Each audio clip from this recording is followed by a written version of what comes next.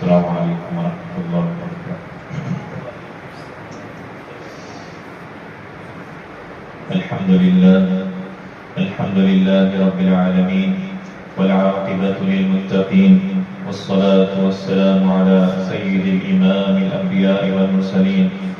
نبینا وحبیبنا محمد وعلى آلہ وصحبہ اجمعین۔ اللهم أرنا الحق حقا وارزقنا اتباعه وأرنا الباطل باطلا وارزقنا اجتنابه سبحانك لا علم لنا إلا ما علمتنا إنك أنت العليم الحكيم أعوذ بالله من الشيطان الرجيم فاستقم كما أمرت ومن تاب معك ولا تطغوا إنه بما تعملون بصير صدق الله العظيم۔ اللهم ربنا لك الحمد كما ينبغي لجلال وجهك وعظيم سلطانك۔ تمام تعریفیں اللہ رب العالمین کے لیے ہیں۔ اللہ تبارک و تعالیٰ کے فضل و کرم سے، اس کی توفیق سے آج اس مبارک گھڑی میں ہم اللہ رب العالمین کی بارگاہ میں اس مبارک دن نماز جمعہ کے لیے حاضر ہوئے ہیں، اور خصوصاً اس ماہ رمضان مبارک کے بعد یہ پہلا جمعہ اللہ رب العالمین ہمیں اپنی عبادات پر استقامت عطا فرما۔ جو ہم نے ماہ مبارک رمضان مبارک میں کوششیں کی ہیں، نمازوں کی صورت میں جماعت کے ساتھ، تلاوت قرآن میں، ذکر و اذکار، حقوق العباد میں، اللہ رب العالمین ہماری تمام عبادات کو اپنی بارگاہ میں قبول فرما، اور رمضان مبارک کے بعد والی زندگی میں بھی ہمیں استقامت عطا فرما۔ اسی طرح ہم عبادات پر ہم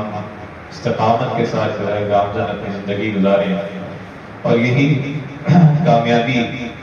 یہی قبولیت کا راستہ، اور یہی اللہ رب العالمین کو منظور ہے جو ہمیں دین اسلام میں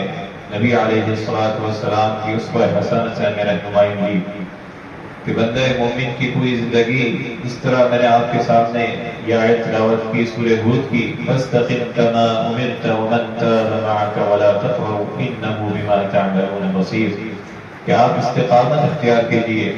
جس طرح آپ کو حکم دیا گیا اللہ کے رسول صلی اللہ علیہ وسلم کے ذریعے آنے والے قیامت تک کے اہل ایمان اطاعت و فرما برداری والوں کو اللہ رب العالمین خطاب کر رہے ہیں۔ جس طرح آپ کو حکم دیا گیا اس طرح استقامت کے ساتھ اپنی زندگی گزاریے۔ وَمَن تَابَ مَعَكَ وَلَا تَطْغَوْا، اور جن لوگوں نے توبہ اختیار کی اور وہ صحیح راستے پر آ گئے اور وہ بھی استقامت کے ساتھ اپنی زندگی گزارے،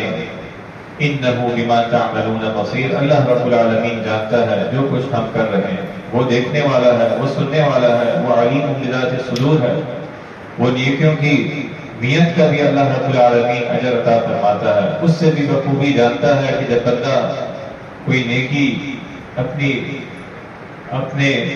ذہن میں اس کی نیت کر لے تو فرمایا کہ وہ نیکی بھی اس کے نامہ اعمال میں لکھ دی جاتی ہے۔ تو اس لیے ہم نے جو سلسلہ تربیت حاصل کی ہے اس رمضان مبارک سے، ضرورت اس چیز کی ہے کہ یہ رحمت والا، برکتوں والا مہینہ جو ہماری زندگی میں آیا اور تیزی کے ساتھ آیا اور نکل گیا، تو اس کا مقصد اور اس کا حصول یہ ہے کہ ہم اسی طرح اس ماہ مبارک کے بعد والی زندگی میں بھی استقامت کے ساتھ گامزن رہیں۔ اپنی تمام زندگی، روزے کا مقصد جو اللہ رب العالمین نے سورہ بقرہ کی آیت میں فرمایا، یا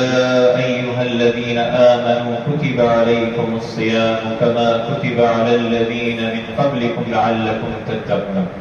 آیت کے آخری حصے میں بیان فرما دیا کہ لعلکم تتقون، تاکہ تمہارے اندر تقوی پیدا ہو، تاکہ تمہارے اندر للہیت پیدا ہو، اللہ رب العالمین کے لیے اعمال کرنے کی تمہارے اندر جستجو پیدا ہو۔ جس طرح تم نے اس ماہ مبارک میں روحانی، جسمانی ایک مدرسے سے گزرے ہیں، رمضان مبارک کے مدرسے سے، اسی طرح یہ جو تربیت ہے، جو ٹریننگ ہے، یہ پورے سال بھی ایک بندہ مومن کے زندگی کے اندر مطلوب یہ ہے کہ وہ نظر آئے، چاہے وہ حقوق اللہ میں ہو، نمازوں کی ادائیگی میں ہو، اور دیگر اللہ کے راستے میں انفاق فی سبیل اللہ میں ہو، دیگر معاملات میں ہو، اور چاہے وہ حقوق العباد میں ہو۔ ضرورت اس آیت میں یہ ہے کہ لعلکم تتقون، تاکہ تمہارے اندر تقوی پیدا ہو، تمہارے اپنے تمام معاملات وہ اللہ رب العالمین کی بندگی میں اس کی خوف اور امید کے ساتھ میں معاملات کیے جائیں۔ جس طرح ہم نے اس ماہ مبارک میں اگر اپنے زندگی میں جائزہ لیں، ہم نے یہ ماہ مبارک گزارا، جو بھی ہم نے ایک کوشش کی ہے اپنی طرف سے اللہ رب العالمین سے قبول فرمائے۔ اگر اس کوشش پہ نظر ڈالیں، سب سے پہلے یہ ماہ مبارک، چاہے وہ ہم قرآن مجید کو لے لیں یا روزوں کو لے لیں، یہ ماہ مبارک روزوں کی فرضیت ہے اور تلاوت قرآن کا، قرآن مجید کا یہ مہینہ ہے جس پہ فرمایا انزل فیہ القرآن۔ اگر ہم اپنی زندگی میں جائزہ لیں اس ماہ مبارک میں کہ ہم میں سے ہر شخص نے حتی الامکان کوشش کی ہے کہ وہ قرآن مجید کی جتنا حصہ ہو سکے، جتنا زیادہ ہو سکے وہ تلاوت قرآن کرے۔ ہم میں سے ہر مومن اہل ایمان اللہ رب العالمین کے بندہ، چاہے وہ بڑا ہو، چاہے وہ چھوٹا ہو، چاہے وہ مرد ہو یا عورت ہو،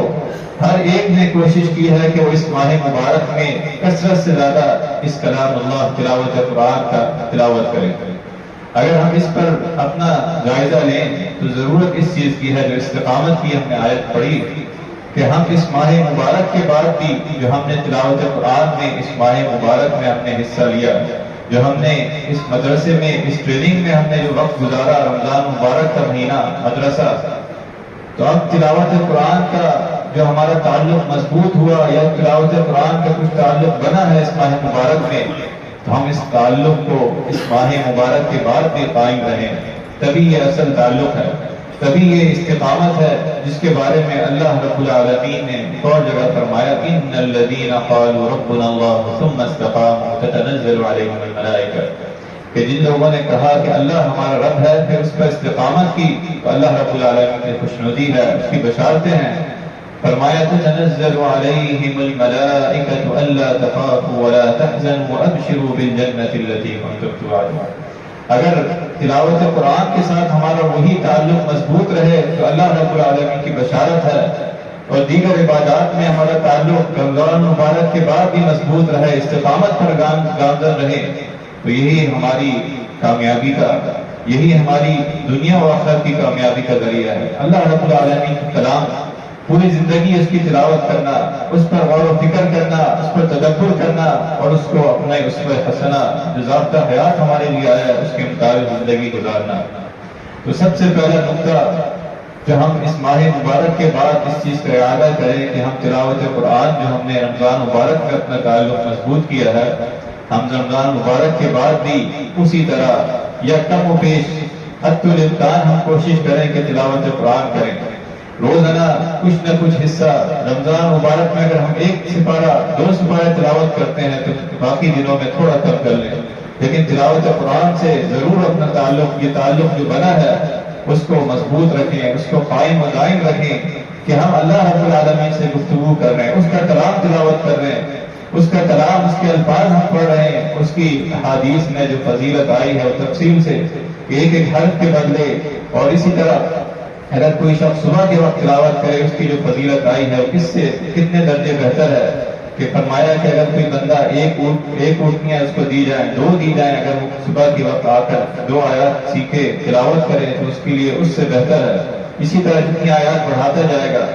اور حدیث میں آیا کہ ایک بندہ 1 حرف کی تلاوت کرتا ہے اس کے لیے 10 نیکیاں ہیں، اس سے اللہ رب العالمین جتنا چاہے اس کا اجر و ثواب بڑھا کر عطا فرمائے، کیونکہ یہ اللہ رب العالمین کا کلام ہے۔ تو سب سے پہلے ہم اس چیز کا اعادہ کر لیں کہ ہم اس ماہ مبارک کے بعد بھی،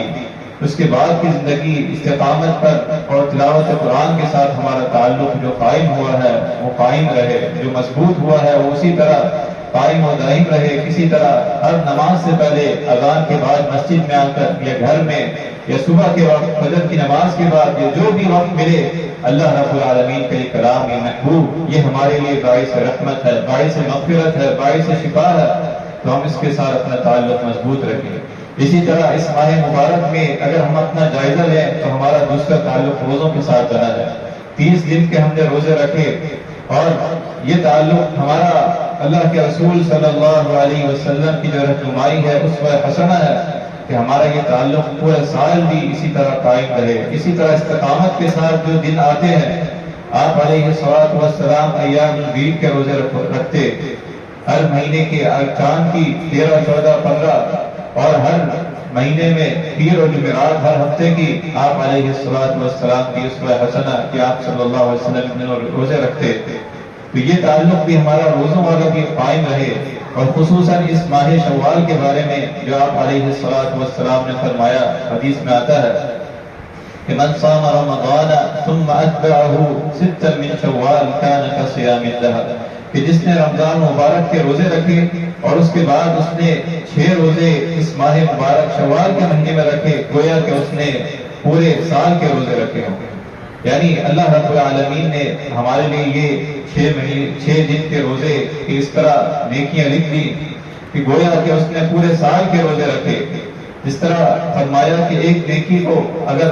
10 گنا اللہ رب العالمین اس کا انعام و اکرام فرماتا ہے، تو رمضان مبارک کا مہینہ 10 مہینوں کے برابر ہے. اس کی روزوں کی جو اجر ہے، اس کا مقام ہے، وہ 10 مہینوں کے برابر ہے. اور پھر اس مہینے ماہ شوال میں اگر 6 روزے رکھ لیں تو باقی وہ 2 مہینے گویا کہ اس کے 360 دن پورے رمضان، پورے سال کے اس نے روزے کا اجر و ثواب ہے. اور اجر و ثواب کے حوالے سے ہم سب جانتے ہیں رمضان مبارک کے روزوں کا یا عام دنوں کے روزوں کا جو حدیث میں واضح اللہ رب العالمین کا فرمان آیا، جو آپ علیہ الصلوۃ والسلام نے ہم تک پہنچایا، جسے حدیث قدسی بھی کہا جاتا ہے. اللہ رب العالمین نے فرمایا الصوم لی وانا اجزی بہ. ساری فضیلتیں، ساری بشارتیں، ساری خوشخبریاں اس حدیث کے اندر جمع ہو گئیں جو آپ علیہ الصلوۃ والسلام نے رمضان کے مبارک مہینے کے حوالے سے ہمیں بشارتیں دی، افطاری کے وقت کے حوالے سے دعاؤں کے. فرمایا کہ روزہ میرے لیے ہے اور میں ہی اس کا اجر و ثواب عطا فرماؤں گا. اللہ رب العالمین اس کا اجر و ثواب اپنے پاس لکھ دے، جس کا خود اس کو انعام و اکرام عطا فرمائے، تو اس کا کتنا مقام ہوگا اس عبادت کا. تو ہمیں جو اس ماہ مبارک میں ہمارا تعلق روزوں کے ساتھ ہوا ہے، وہ فرض روزے، اس کے بعد بھی ہمارا تعلق اسی طرح پورے سال کے اس میں اس ماہ شوال میں. عموماً لوگ اس بارے میں کچھ لوگوں کے روزے رہ جاتے ہیں یا خواتین کے، تو اس بارے میں یہ سوال آتا ہے کہ روزے ہم پہلے جو ہم فرض روزے رہ گئے وہ رکھے جائیں یا شوال کے روزے. تو شوال کے روزے کیونکہ نفل ہیں، اس کی الگ نیت ہے، الگ احادیث میں اس کی فضیلت آئی ہے. اور اس کے جو وقت ہے وہ اسی مہینے میں ہے کہ اس مہینے کے اندر جس دن چاہے شوال کے اندر 6 روزے رکھیں. اور اگر اس کی فرض روزے رہ گئے ہیں، سفر میں ہے یا کسی وجہ سے مرض میں ہے، اگر وہ پہلے پورے کر سکتا ہے تو وہ بھی احسن ہے کہ اس ماہ مبارک میں شوال کے روزوں سے پہلے جو اس کے روزے قضا رہ گئے وہ پورے کر لے، اس کے بعد شوال کے روزے رکھے اگر دن باقی ہیں. اور اگر نہیں کر سکتا تو اس کے بعد بھی وقت ہے، ماہ شوال کے بعد بھی وقت ہے کہ جو روزے رہ گئے وہ اسے رکھ سکتا ہے. لیکن شوال کے جو 6 روزے ہیں وہ انہی دنوں میں اس مہینے کے اندر اس نے رکھنے ہیں، چاہے وہ ایک ساتھ رکھے، چاہے وہ وقفے سے رکھے.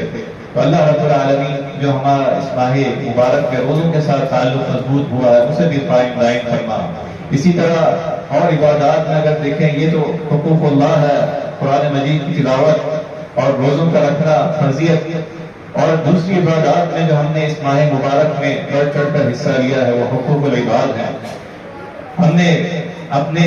ارد گرد پڑوسی ہیں، غریب ہیں، فقراء ہیں معاشرے میں، ہم نے ان کا بھی حد الامکان استطاعت کے ساتھ ہر بندے نے اس میں حصہ ڈالا.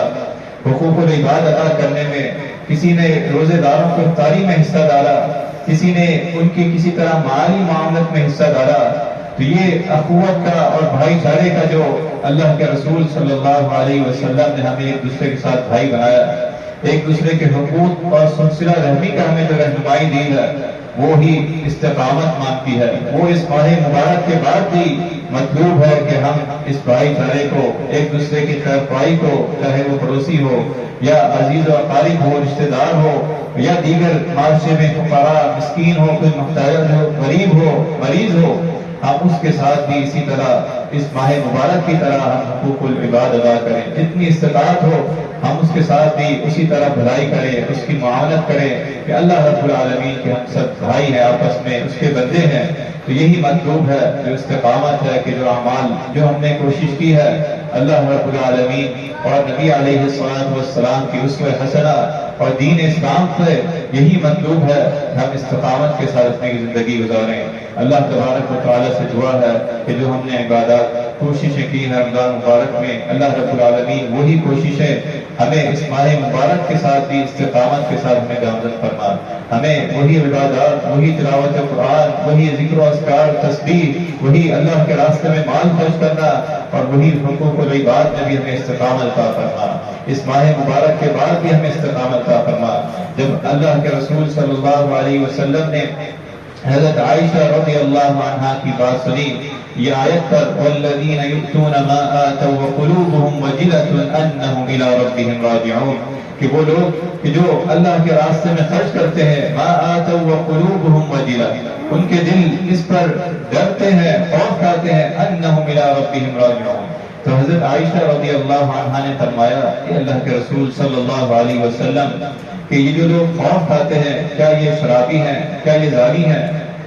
یا چوری کرتے ہیں، یا دیگر اس میں ملوث ہیں؟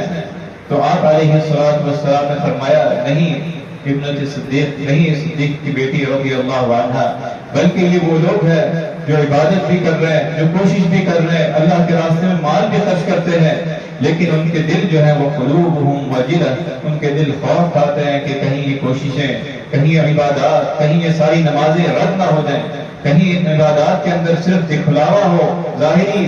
دکھلاوا ہو، اور یہ ساری عبادات جو ہیں وہ رد کر دی جائیں۔ تو اللہ رب العالمین کو اخلاص مطلوب ہے، اور اللہ رب العالمین کو یہ دعا مطلوب ہے کہ وہ کوشش بھی کرے خوف کے ساتھ، امید کے ساتھ کہ وہ ربنا تقبل منا، کہ اللہ رب العالمین ہماری کوششوں کو اپنی بارگاہ میں قبول فرما، اخلاص کے ساتھ، جہاں کہیں بھی ہو، تھوڑی ہو زیادہ ہو، اللہ رب العالمین اس کوششوں کو قبول فرما اور اس میں استقامت عطا فرما۔ اللہ تبارک و تعالی ہماری زندگیوں کو نبی کریم صلی اللہ علیہ وسلم کی اسوہ حسنہ کے مطابق بنا دے۔ ربنا آتنا فی الدنیا حسنہ وفی الآخرۃ حسنہ وقنا عذاب النار۔